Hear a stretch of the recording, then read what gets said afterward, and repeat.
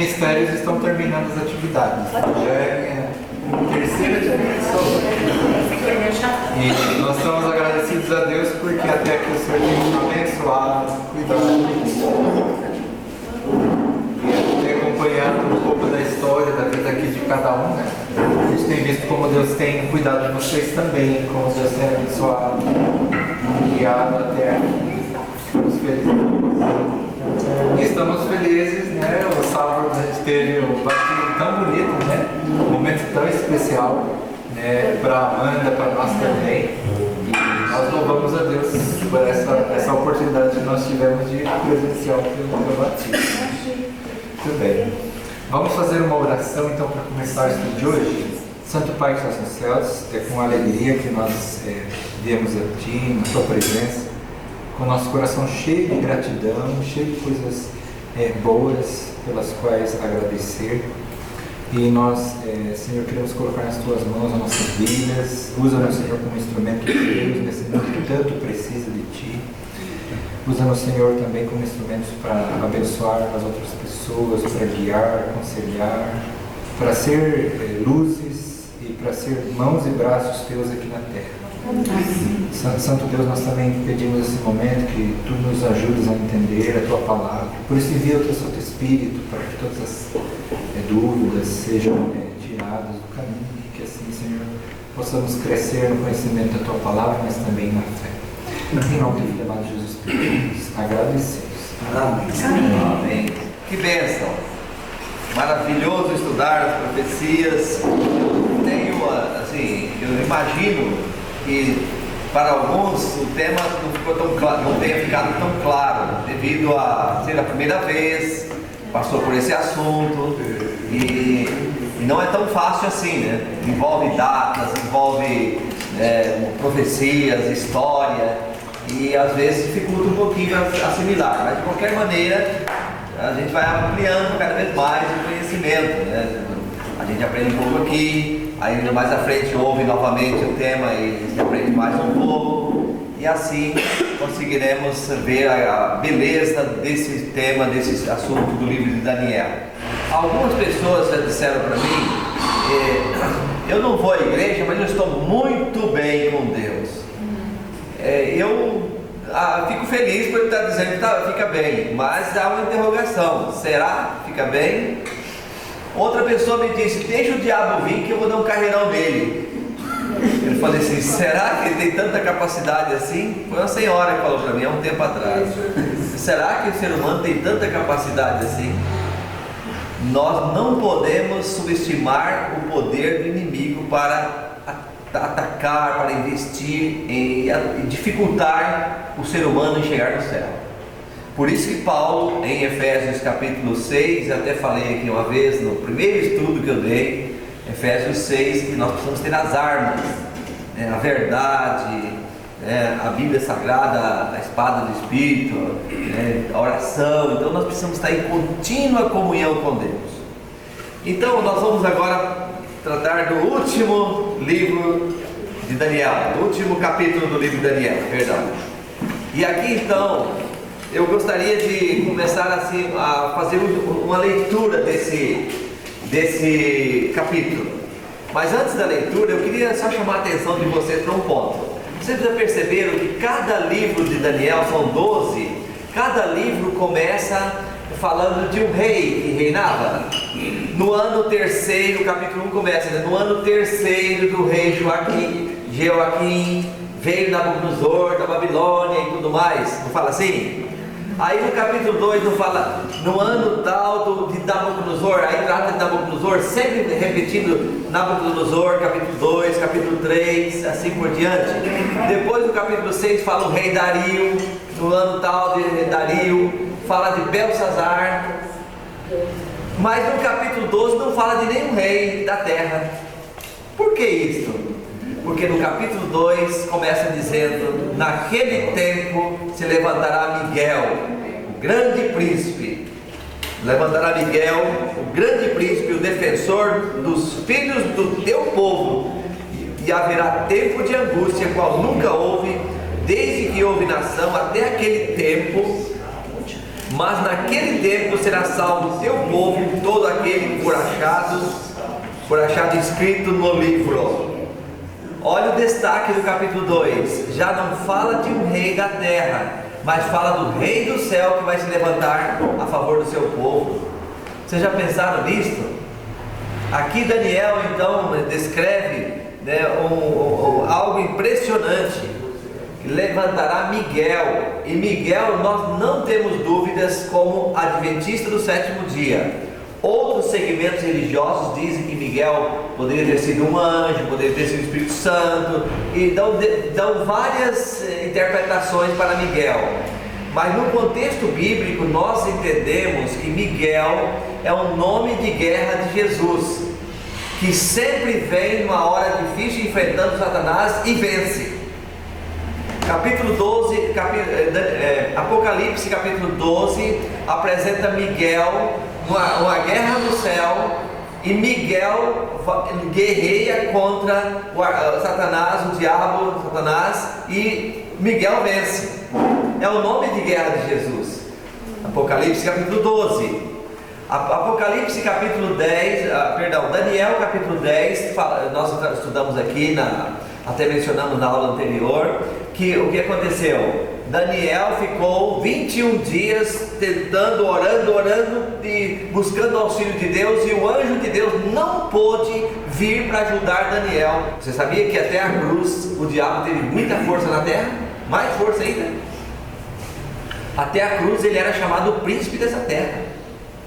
E Jesus mesmo falou: aí vem o príncipe desse mundo e ele não tem nada em mim. Mas na cruz o Satanás deixou bem claro o seu propósito maquiavélico e enganador. Quando ele colocou o Filho de Deus, Jesus, na cruz, quando ele trabalhou para que Jesus não ressuscitasse, isso mostrou para o universo que o plano do inimigo é esquisito, esquizofrênico, é trágico, é para o mal mesmo.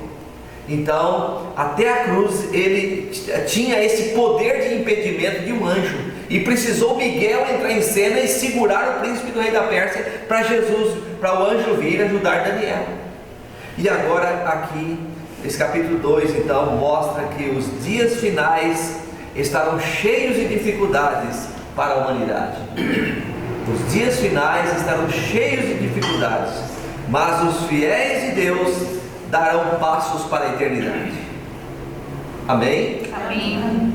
Os fiéis de Deus estarão dando passos para a eternidade. Por quê? Porque o Messias triunfante vem para recompensar e estar ao lado dos justos. Os filhos de Deus são chamados fiéis, e eles terão uma barreira para impedir o inimigo chegar até eles. Porque alguns estão falando por aí: que tempo difícil esse? Quem não fala isso? Mas o tempo difícil vai se intensificar. Aqui fala que qual nunca houve.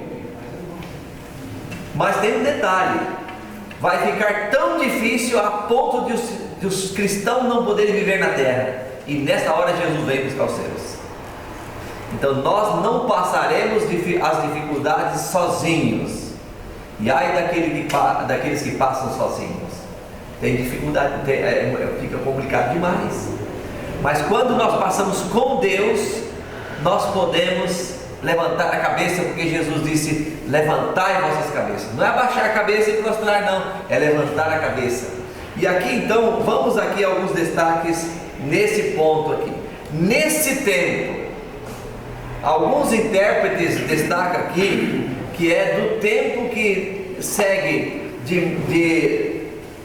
assim, vou citar aqui, depois vocês podem conferir, de 1798 até a ressurreição de Cristo. É o tempo do fim aqui. E aqui fala: nesse tempo se levantará Miguel. Miguel já está se levantando. Jesus tem levantado, sim. E haverá tempo de angústia qual nunca houve desde que houve nação, até aquele tempo. Naquele tempo será salvo o teu povo. Quem é esse teu povo? Vocês viram o texto aí? Quem é esse teu povo? Verso 1 ainda. todo aquele que for achado, escrito, o seu nome escrito aonde? Aqui está dizendo, todo aquele que for achado escrito no livro. Alguma tradução fala da vida, mas é o livro da vida, tem o livro do memorial. Então, os que forem achados no livro. Agora nós precisamos conhecer um pouquinho do livro, não? Aonde está esse livro? Olha só, vamos ler Daniel 7, verso 10. Um rio de fogo manava e saía de diante dele, milhares de milhares o serviam, e miríades de miríades estavam diante dele. Assentou-se no tribunal e se abriram os livros. O que Daniel falou aqui no capítulo 10, na parte final? Você percebe que aí tem uma cena do julgamento? O tribunal se assenta alguém no trono, miríades de anjos ao redor. E aí o que fala o texto aqui? Abriu os seus livros. Então aqui, esse livro tem alguma coisa especial. E lá no capítulo 12, que nós lemos agora há pouco, como você viu, no capítulo 12, verso 1, falou: será salvo o teu povo, todo aquele que for achado escrito no livro. Aí, já no capítulo 7, falou então que vai assentar-se ali no trono, vai ver no tribunal e vai agora abrir livros. Mas termina aqui o assunto? Não, Malaquias, o último livro do Antigo Testamento agora, Malaquias, capítulo 3, verso 16. Ok, pastor, pode ler? Então os que temiam o Senhor falavam uns aos outros.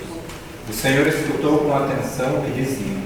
Havia um memorial escrito diante dele para os que temem o Senhor e para os que se lembram do seu nome. Vocês perceberam aqui que tem a história de um memorial escrito? É um livro escrito, é um livro da memória. E esse livro é escrito o quê? O nome de todos os que temem ao Senhor, que lembram do nome de Deus, que adoram a Deus, que investe sua vida, faz de tudo para ser um autêntico adorador de Deus.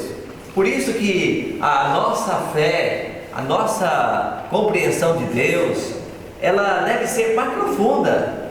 Não podemos assim deixar o vento tocar, segundo a Bíblia. Então, aqui destaca que vai haver um livro também, Malaquias, outro profeta falando. E se você agora vai lá para o livro do Apocalipse, no capítulo 20, fala de novo, verso 12. Olha o que fala lá sobre o livro. Olha aí. Vi também os mortos, os grandes e os pequenos, que estavam de pé diante do trono. Então foram abertos livros, ainda outro livro, o livro da vida foi aberto.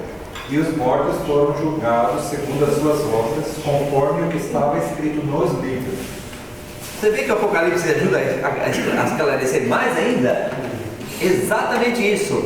Então, lá em Daniel nós lemos que o Miguel vai defender o seu povo. E quem é o seu povo? Os que estiverem com o nome escrito no livro da vida.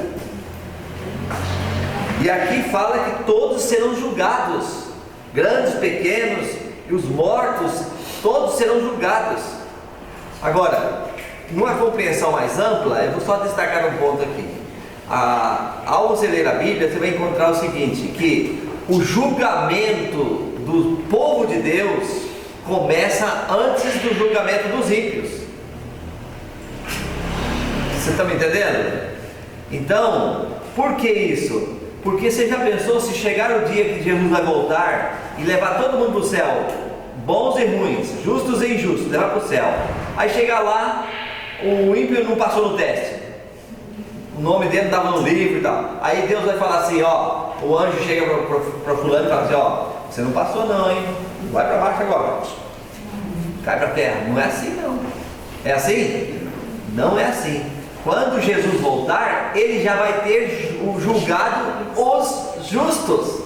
E quando começa o julgamento dos justos? Quando você decide para Jesus. No momento em que você toma a decisão de seguir e ser fiel seguidor de Jesus, o seu nome entra no livro da vida. Você já pensou que coisa boa é essa? O seu nome entra no livro da vida. E vai permanecer até quando? Até quando você for fiel a Deus. ou quando morrer.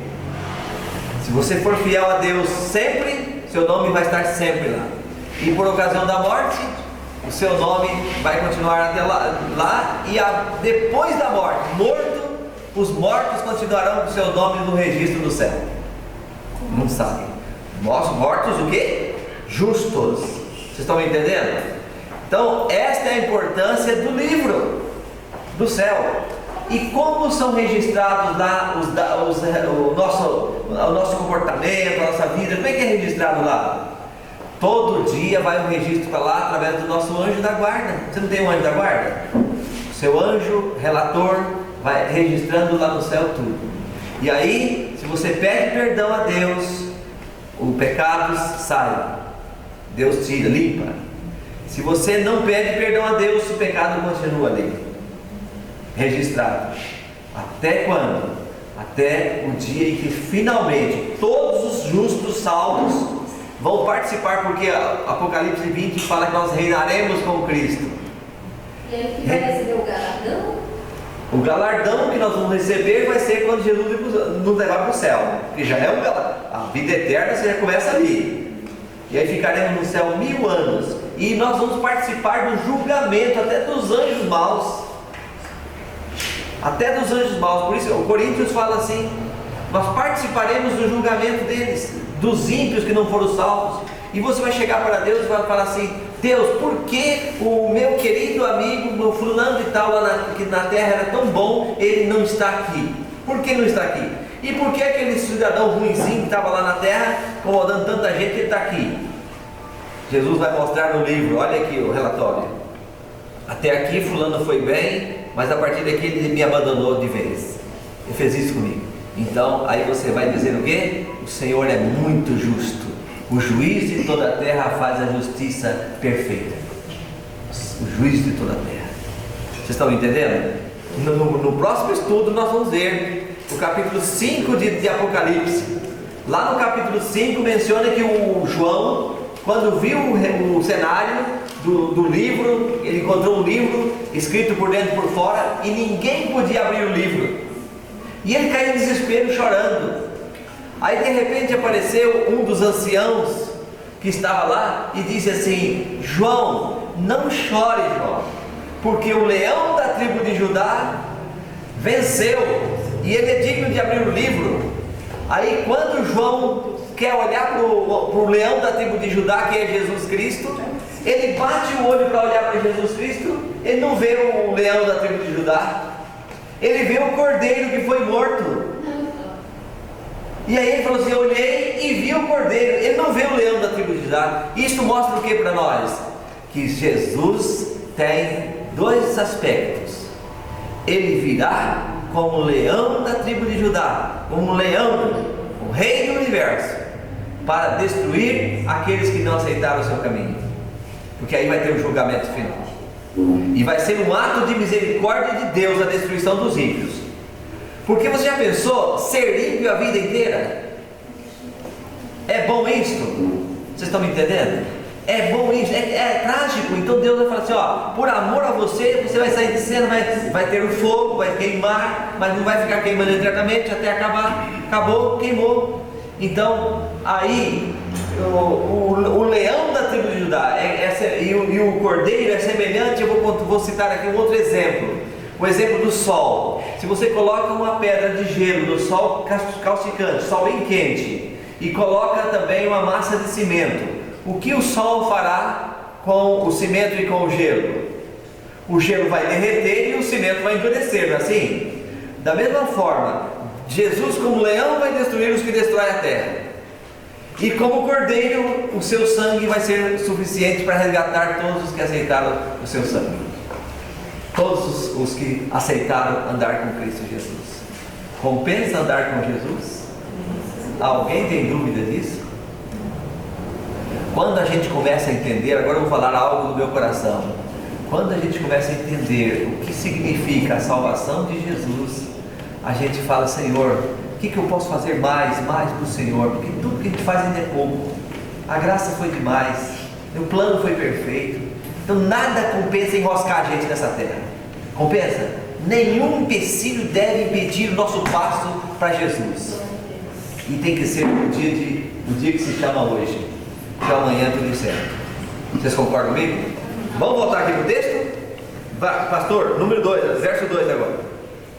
Muitos dos que dormem no pó da terra ressuscitarão, uns para a vida eterna, outros para a vergonha e horror eterno.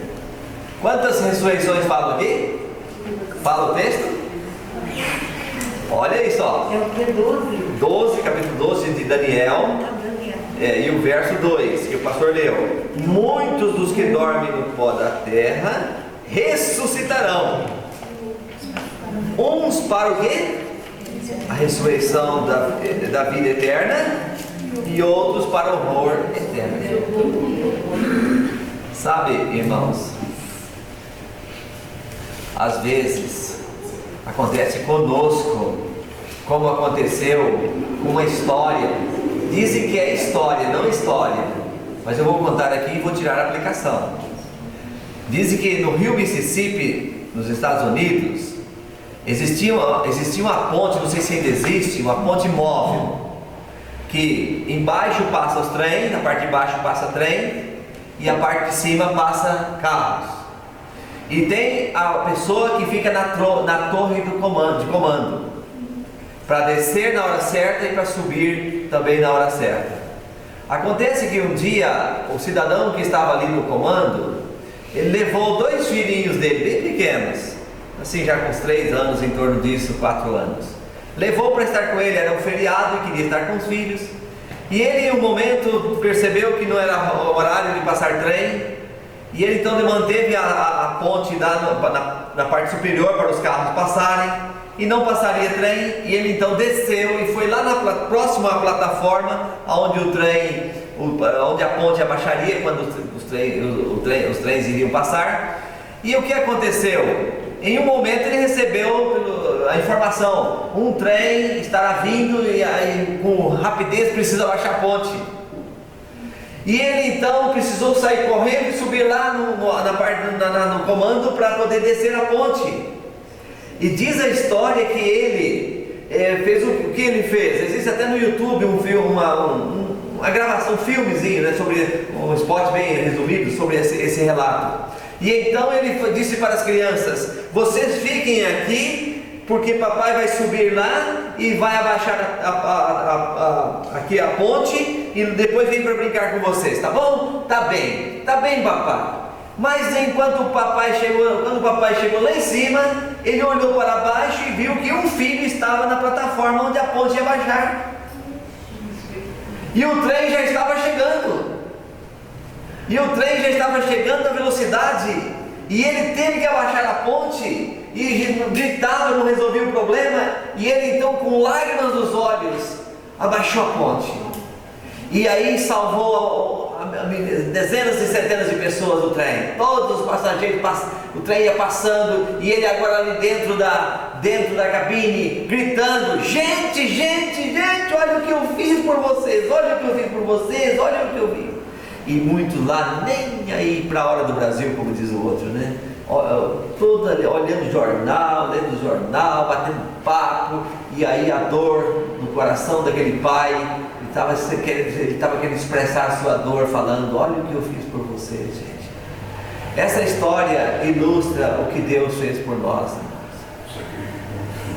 Ele teve que abaixar a ponte, sacrificar seu filho, e ele fez isso.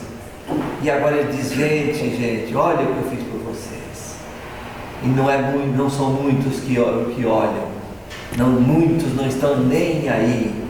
Até blasfemam, até distanciam de Deus, não estão nem aí pelo que Deus fez na cruz do Calvário ao baixar a ponte simbólica, ao Jesus morrer ali. E então, queridos, Jesus hoje, né, ele diz para nós: olha o que eu fiz, quer compreender mais? Compreenda o que eu fiz, morrer, dar a vida para poder salvar a humanidade toda, não só aqueles passageiros do trem que foram, né, mas toda a humanidade, todos que aceitam o seu plano. E eu costumo dizer que não são muitos. Alguns até perguntam: mas pastor, Existe uma multidão de pessoas por aí afora, e na igreja adventista às vezes tem um número menor. Como é que explica isso?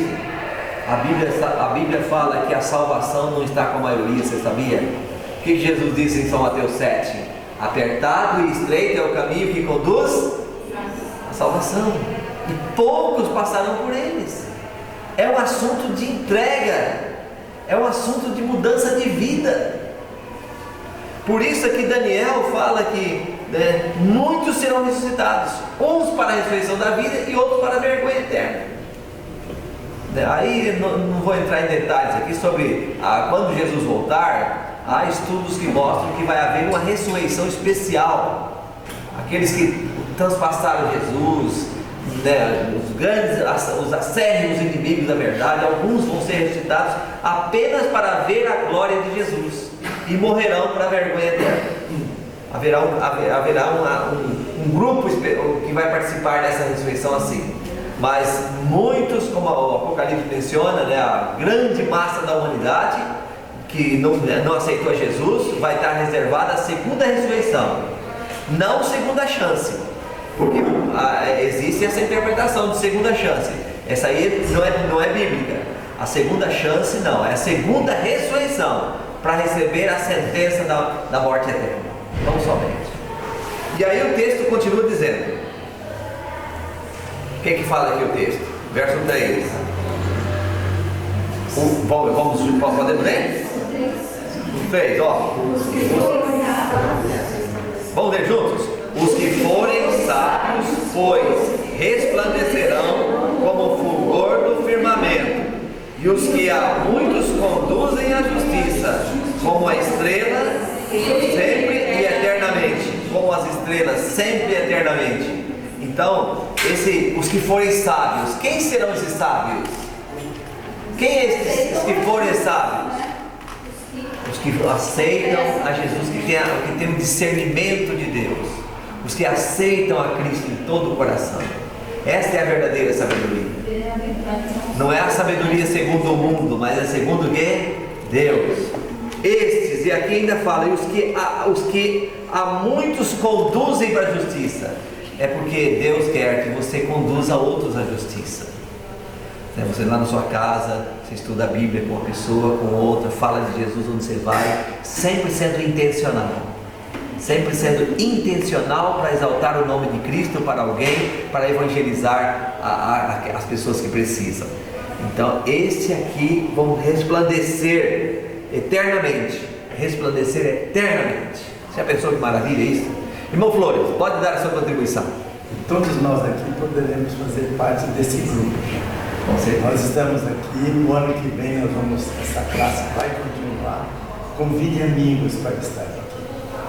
Desde já vai fazendo um plano de convidar uma pessoa ou duas, quem faz parte do teu relacionamento, para podermos juntos estarmos estudando o plano da salvação e ajudá-los também a tomar uma decisão. Exatamente. Olha aí, os que a muitos conduzem à justiça resplandecerão eternamente. Muito bem. Aí terminou a primeira fase aqui a primeira parte do capítulo 12. Agora entra na segunda. E Daniel? Como é que fica o meu caso? Daniel poderia perguntar para Deus, para Jesus, para o anjo, como é que fica o meu caso? Aí ele responde de que maneira? Vamos ver comigo o verso 4? Tu, porém, Daniel, encerra as palavras e sela o livro até o tempo do fim. Muitos o esquadrinharão e o saber se multiplicará. Olha só o que foi dito para Daniel. Daniel, foi dito para ele que ele deveria selar o livro, fechar aquele livro, porque não era para aqueles dias. O livro de Daniel, o povo de seus dias entendeu, mas não era especificamente para os seus dias.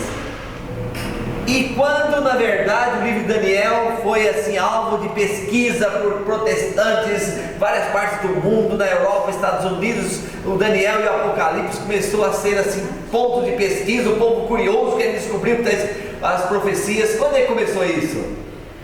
Se você olhar a história, houve um crescente no século XVIII. Começou ali a guerra dos Estados Unidos. Guerra Americana, 1777, se não me engano, 76, por volta desse período aí. Aí, quando chegou em 1794, houve a Revolução Americana, Revolução Francesa, 1794. 1798, houve o aprisionamento do Papa Pio VI. E a igreja até aquela época dominava, ela tinha força na política, então aí o que a igreja falava, o Estado tinha que obedecer. Mas a partir dessa data, de 1798, tudo foi mudando e o povo, a humanidade começou a pensar: o que está acontecendo? É Jesus que está voltando, é o tempo do fim. E aí pastores protestantes nos Estados Unidos, na Europa e em outras partes do mundo começaram a escrever livros sobre a volta de Jesus, estudando o livro de Daniel, descobrindo profecias, e foi uma coisa assim, uma fervente busca pelas profecias bíblicas, e o livro de Daniel foi restaurado.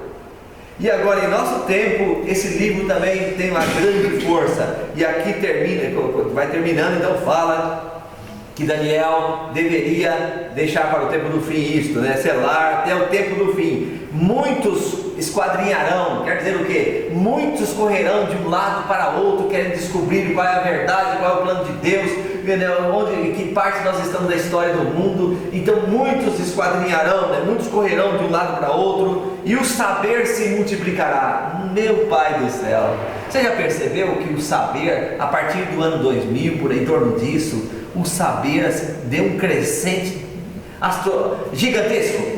Vocês perceberam? Acho que todo mundo percebe isso, né? Nossa, depois da internet, vamos colocar aí 90 e pouquinho, aí da década de 90, já, né? Com a chegada da internet, o mundo passou a ser o jardim do Éden, com o bem e o mal na frente de todo mundo. É verdade ou não é? É verdade, esse é um fato. Então, meus irmãos, existe um estudo, acho muito bonito, né? Até do Dr. Alberto Tini, né? Ele compara a chegada da internet com a filosofia do mundo grego. Quando Jesus chegou, o mundo grego estava num mundo fervente, num crescente assim, forte, né? O Império Romano abrindo estrada, e o conhecimento grego, a filosofia grega ampliando cada vez mais. Só que não dava resposta para o coração e o anseio do ser humano, até que Jesus chegou com a sua verdade da salvação e pôde transformar corações, salvar pessoas, salvar vidas. Assim também nós estamos vivendo agora, com todo mundo podendo tomar suas decisões, do certo ou errado, e aí tomar a decisão. E nesse período aí, Jesus vem para buscar os que são seus. E aí, por isso que aqui fala, o saber multiplicará, isso não tem dúvida. E aí, Daniel, quando recebeu essa mensagem, o que ele falou? Verso 5. Vamos junto comigo? Então eu, Daniel, olhei, e eis que estavam em pé outros dois, um de um lado do rio e o outro do outro lado. Um deles disse ao homem vestido de linho que estava sobre as águas do rio: quando se cumprirão estas maravilhas? Olha só, olha que pergunta, hein? Né? Um ser que ele viu de um lado do rio perguntando para o outro, dizendo: quando se cumprirão estas maravilhas? Que maravilhas são estas? Que maravilhas? A chegada de Miguel para ajudar o seu povo, a ressurreição, né? A ressurreição dos justos e dos ímpios, todas essas coisas acontecendo. Quando vão acontecer? Quando vão então cumprir? Aí o verso 7. Vamos comigo? Ouvi o homem vestido de linho que estava sobre as águas do rio, quando levantou a mão direita e a esquerda ao céu e jurou por aquele que vive eternamente, que isso seria depois de um tempo, 2 tempos e metade de um tempo. E quando se acabar a destruição do poder do povo santo, estas coisas todas se cumprirão. Será que Daniel entendeu isso? E será que você está entendendo isso também? Vamos entender melhor? Vamos tentar explicar? Aqui não é tão simples assim. Você precisaria de outros textos para ajudar esse texto. Mas como o tempo nosso não permite ir tão longe, eu vou dizer, um tempo, Apocalipse menciona 42 vezes, que seria 3 anos e meio. Aqui, quando fala um tempo, refere-se a 1 ano. 2 tempos refere-se a 2 anos. E meio tempo refere a 6 meses. Então seria 3 anos e meio. 3 anos e meio em profecia, cada dia equivale a 1 ano, então seria 1.260 dias, ou seja, 1.260 anos. E quando começaria essa profecia? Então, agora que nós vamos ver, eu vou só dar a explicação, mas depois a gente pode entrar em mais detalhes.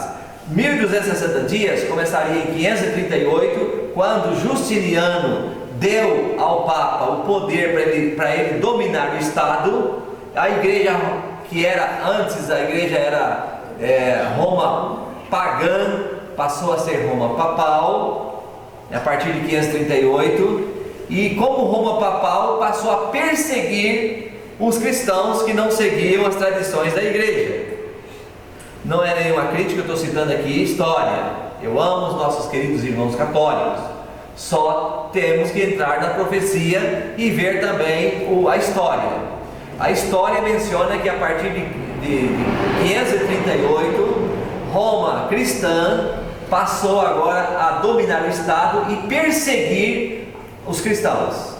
Os que não adorassem, por exemplo, imagem, os que queriam seguir a Bíblia, era necessário que seguisse a tradição da igreja. E nesse período antes desse período já existiam tradições que não estavam dentro da Bíblia. Por exemplo, pedir perdão para o líder religioso, já existia e existe até hoje. Por exemplo, adorar imagens, adorar os santos, Purgatório. doutrina do purgatório, bem lembrado, E a alma que morre não morre, a guarda do domingo no lugar do sábado, são tradições que a igreja instituiu que não está de acordo com a Bíblia. E inclusive uma pessoa que tinha facilidade de escrever um livro, ele não podia publicar o seu livro se não tivesse o aval da igreja. E se tivesse contrário aos ensinamentos da igreja, a pessoa era perseguida e poderia ser morta também.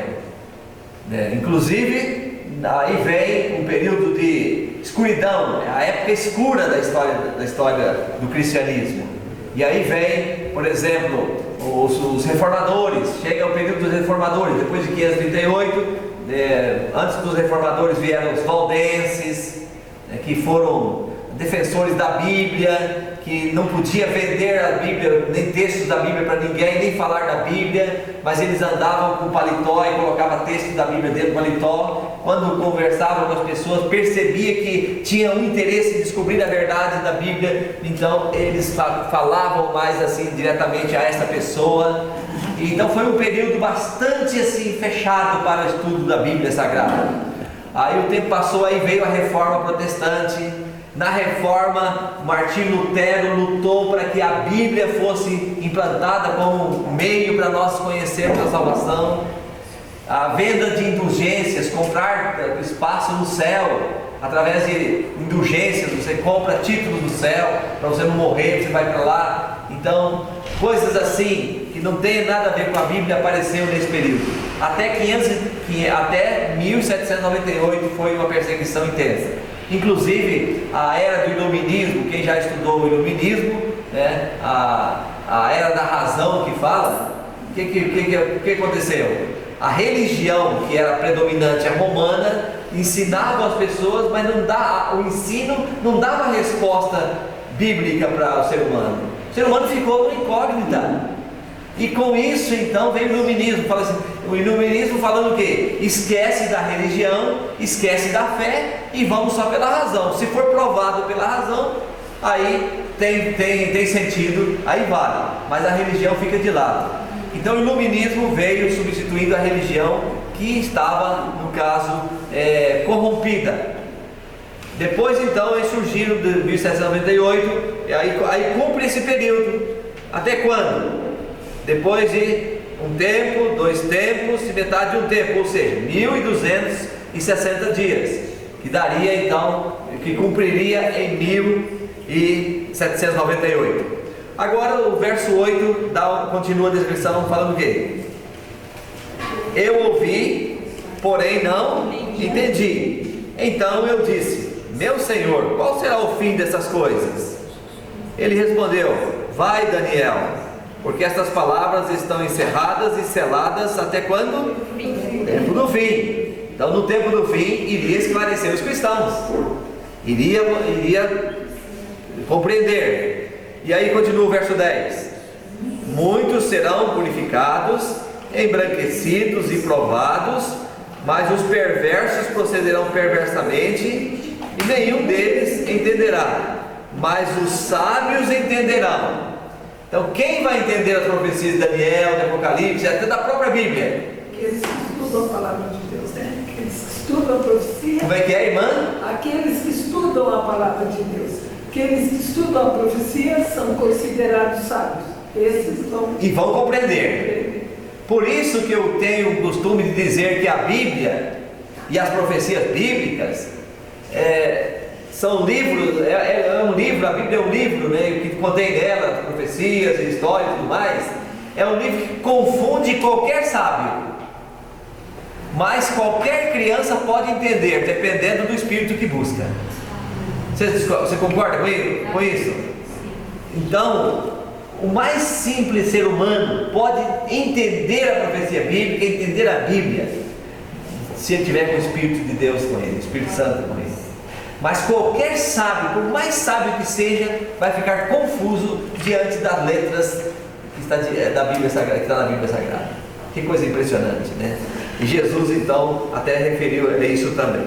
Os sábios entenderão, diz aqui o texto. Mas agora vem o verso 11. O que diz o verso 11? Depois do tempo em que o sacrifício diário for tirado e posta a abominação desoladora, ainda 1290 dias. Vamos terminar aqui, depois a gente explica. Bem-aventurado o que espera e chega até 1335 dias.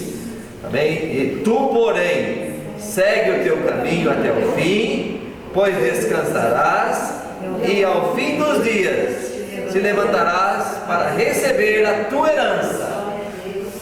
Amém? Amém. Amém. Que coisa interessante nesse capítulo, o encerramento desse capítulo. Então vamos lá. Alguns intérpretes, relacionando aqui ao verso 11, consideram o seguinte: quando se fala 1290 dias, começa em 1508 a data. Se você quiser anotar aí, pode anotar. 1508 depois de Cristo, quando houve a conversão do rei dos francos. Existiam várias tribos, nós já estudamos isso, e aí um chamado Clovis, o rei dos francos era Clovis. Clovis se converteu ao catolicismo, e então a partir dali até 1798. E então aqui vem o evento de Clovis. Porque ele é relacionado? Porque com a conversão de Clovis abriu o caminho para que a igreja recebesse o Estado para dominá-lo. Vocês estão entendendo? O Estado passou a ser dominado oficialmente em 538. Porém, a partir de Clovis, em 508, eles convertendo ao catolicismo, ele agora facilita o processo em entregar o Estado para a igreja ter seu domínio. Vocês estão me entendendo? Então, alguns autores mencionam que esta é a interpretação dessa parte aqui de 1290 dias, como Daniel destacou. Depois fala também, bem-aventurado, quer dizer feliz, né? O que espera e chega a 1335 dias. Esses 1335 dias, alguns autores colocam como sendo como começando em 508 também e seguindo até 1844, que aí cumpre a profecia de 2.300 tardes e manhãs, que nós já estudamos Daniel 8 também, que o santuário celestial começou a ser purificado. Cristo entrou no santuário celestial, ali como sumo sacerdote. Nós já falamos numa aula aí, não sei se todos estavam presentes ou a maioria aí pode ter essa lembrança. Então Cristo entrou no lugar santíssimo do santuário celestial, porque até então ele era apenas um advogado, fazia o trabalho de advogado, intercessão. Mas a partir de 1854 ele seguiu agora com um processo de julgar, de juiz. E aí vem então a profecia se cumprindo nesse período aqui, chegando então aí a fase do tempo do fim mais diretamente.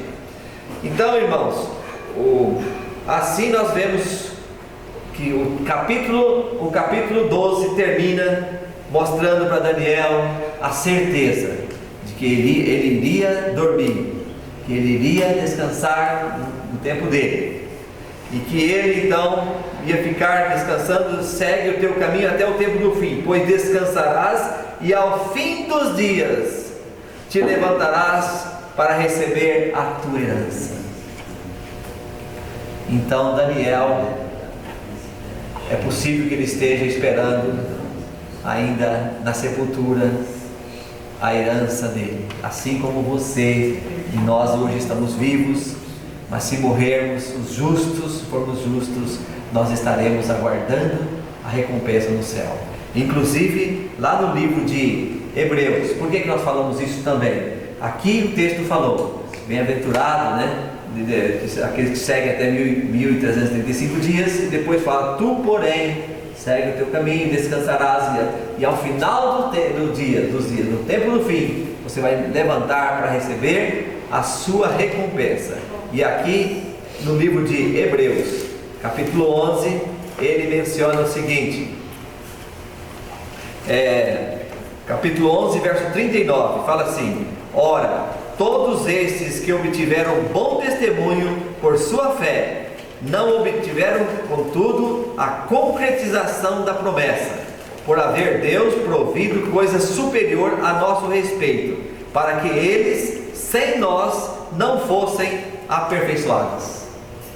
Então, todos eles que fizeram tanta coisa, aqui tem a galeria dos heróis, capítulo 11, vai falando tudo, Abraão, Sara, Abel, Noé, e vai falando de toda essa sequência de heróis da fé, pessoas que deram a vida para defender a Jesus Cristo, defender o plano de Deus, defender a verdade da salvação.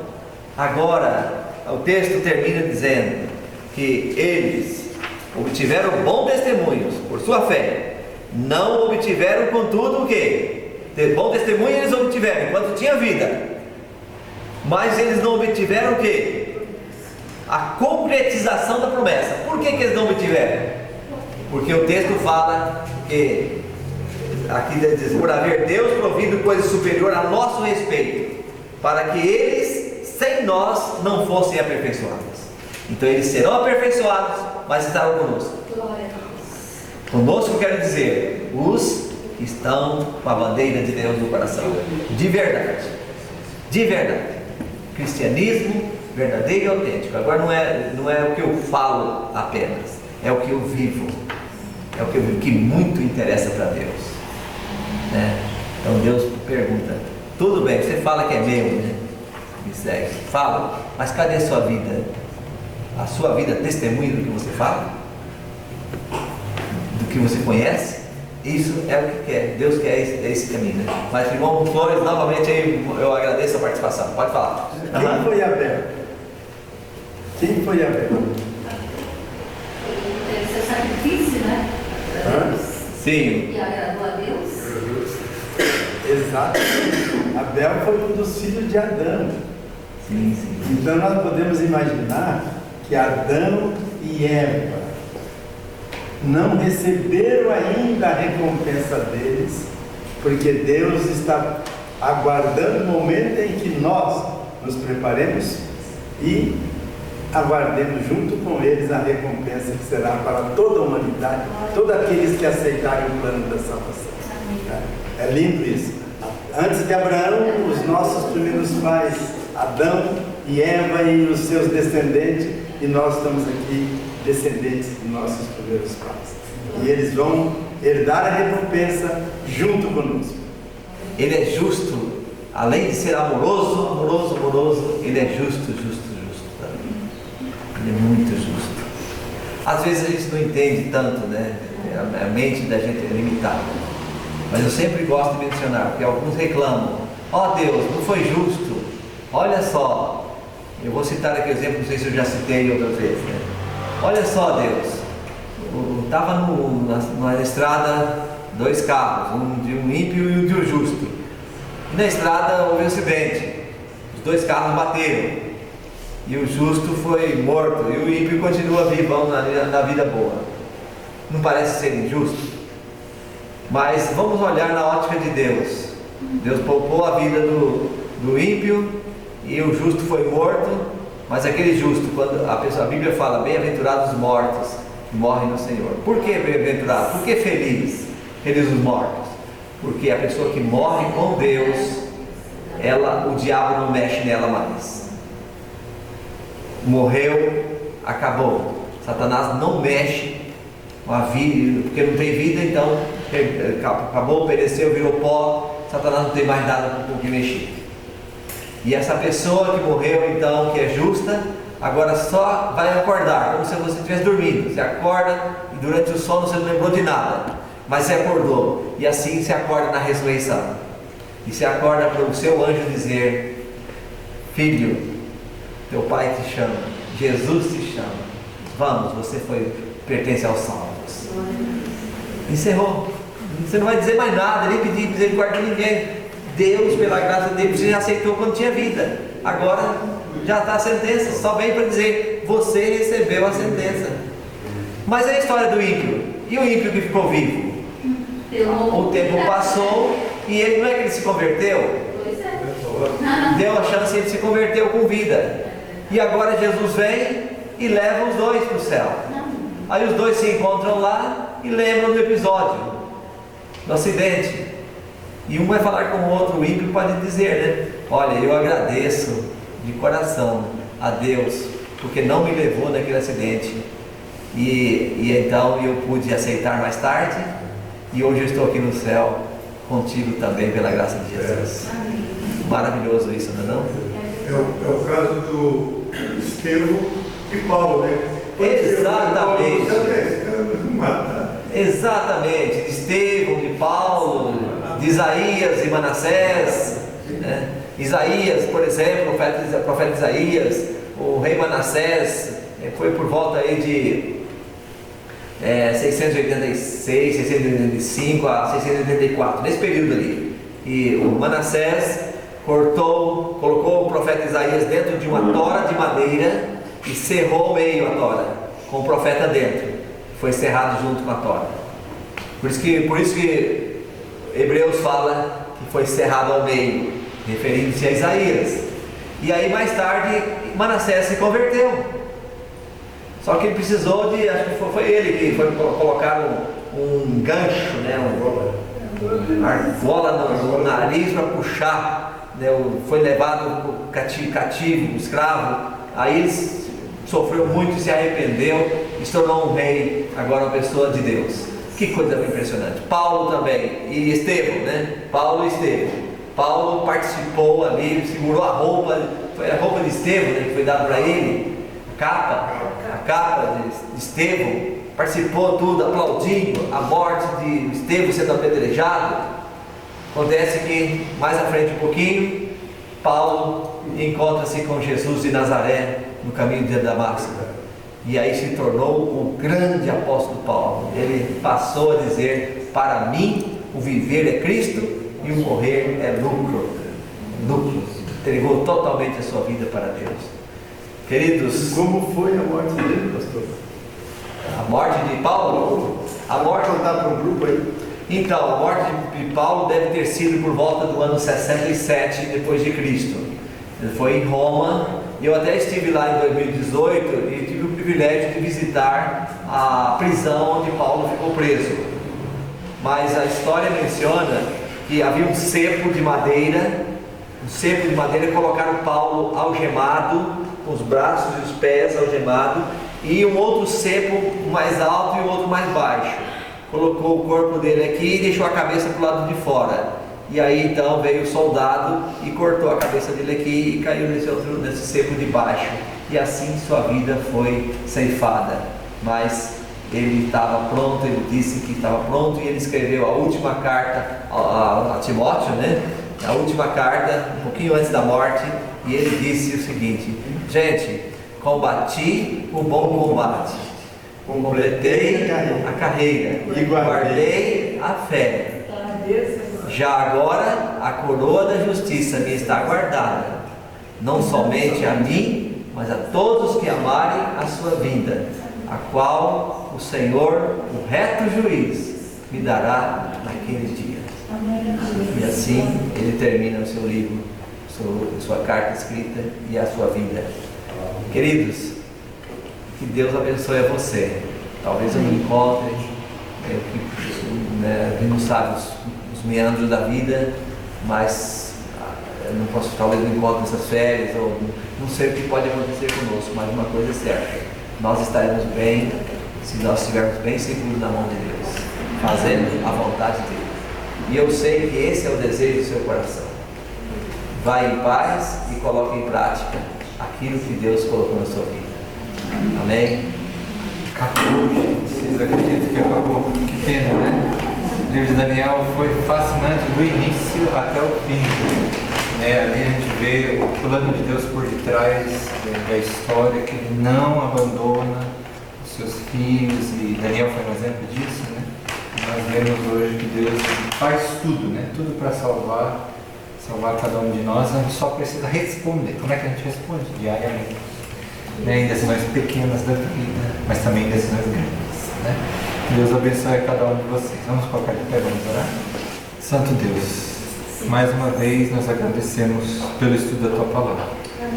Obrigado, Senhor, por guiar-nos através de tantas profecias que nos mostram que Tu tens o controle da história, que as coisas não acontecem sem a Tua direção. Pai Santo, nós queremos nos colocar nas Tuas mãos hoje. Queremos estar com os nossos nomes escritos naquele livro, o livro da vida. Santo Deus, salva-nos hoje. Que a Tua salvação chegue na nossa casa, assim como quando Cristo entrou na casa do publicano. Santo Deus, nós queremos pedir também que o Teu Santo Espírito trabalhe nas nossas vidas. Transforma a nossa maneira de pensar. Ajuda-nos a vencer as prisões que nos mantêm longe de Ti. E ajuda-nos, Senhor, a livrar-nos delas.